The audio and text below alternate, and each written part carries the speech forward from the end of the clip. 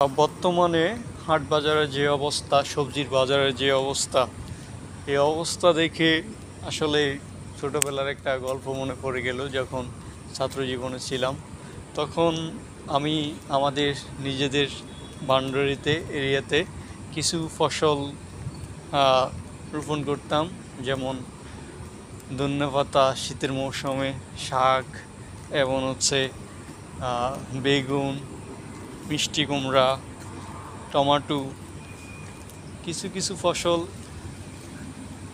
রোপণ করতাম। এবং মরিচও আছে আমাদের বাড়িতে। আমার ফ্রেন্ড এবং ক্লাসমেট এবং সব এভরিথিং বাড়িওয়ালা আবদুল্লাহ, সে অনেকটা আমাকে হেল্প করতো, তার থেকে অনেকটা হেল্প পেয়েছিলাম তখন। অনেকটা সাপোর্ট দিত, যে কোনো মৌসুমে যা থাকতো তার থেকে নিয়ে ফসলগুলো রোপণ করতাম। তো ওর থেকে নিয়ে রোপণ করে যা ফসল হতো আমার ফ্যামিলিতে ব্যাকআপ দেওয়া যেত। যেমন যা যা বলছিলাম এগুলা টুকটাক করে কিছুটা বেলা নিজের ফ্যামিলির সাথে খাওয়া যেত। তো আপনারা চাইলেও আপনাদের ফ্যামিলি মেম্বার এভরিথিং কিছু টুকটাক জায়গা থেকে কিছু ফসল রোপণ করুন। সবজির বাজারের যে অবস্থা, কিছুটা হলে আপনি আপনার ফ্যামিলিকে ব্যাকআপ দিতে পারবেন। আর প্রত্যেকটা লোকই, বাঙালি হচ্ছে কৃষক।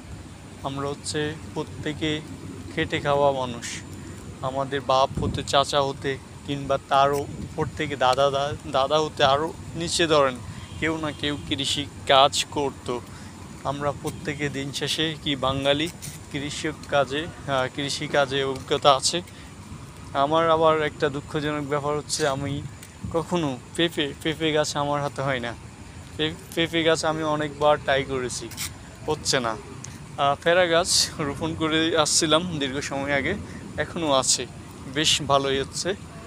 এইভাবে আপনারা টুকিটাকি আপনাদের নিজের হাতে কয়েকটা গাছ রোপণ করুন, যাতে ভবিষ্যতে ফসল দেয় বা ফল দেয়। তাহলে মনে পড়বে, এবং এই গাছ দ্বারা অক্সিজেনও পাওয়া যাবে। আপনার আশেপাশের লোকজনও ফলগুলো দেখলে, খেতে ইচ্ছে করলে গাছ থেকে পেরে খেতে পারবে, আপনার নাম স্মরণ করবে।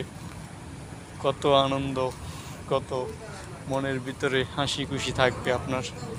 লোকজন যখন আপনাকে স্মরণ করবে, আপনার মুখ থেকে একটা মিষ্টি হাসি বের হবে। করুন না, একটা দুইটা গাছ বাড়ির কোনায় আপনার এরিয়াতে লাগাই দিন।